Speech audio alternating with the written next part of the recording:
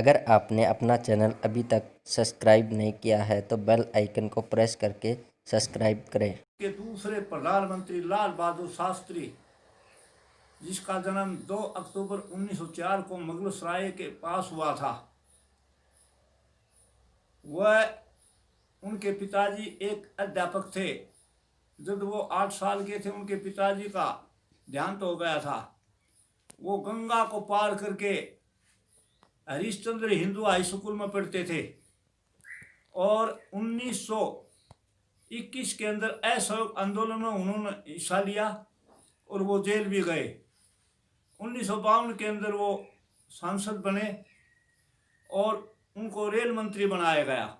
1957 के में रेल दुर्घटना के कारण उन्होंने बिना कहे त्यागपत्र दे दिया और 6 जून 1964 को पंडित नेहरू के मरने के बाद वो भारत के दूसरे प्रधानमंत्री बने।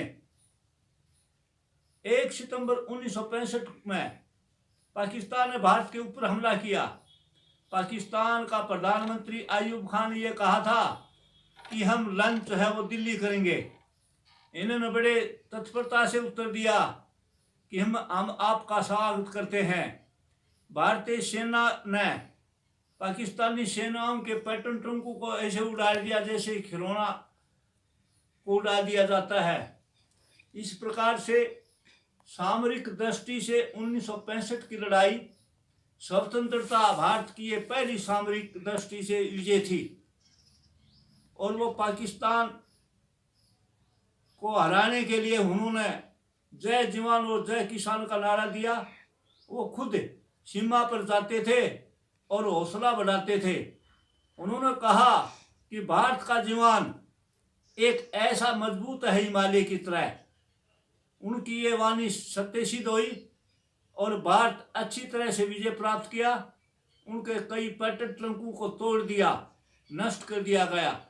किसी को भी किसी की प्रकार से भारत को कोई हानि नहीं हुई, आर्थिक रूप से भी और मानसिक रूप से भी। भारत का नाम ऊंचा किया।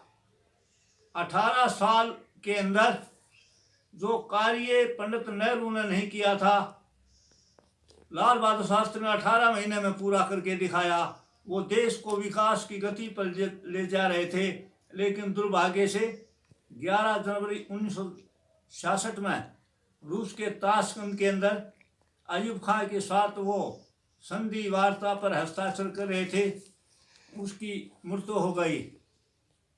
जब ताशकंद से ये समाचार आया कि शास्त्री का देहांत हो चुका है तो सारे भारतवासी रो पड़े।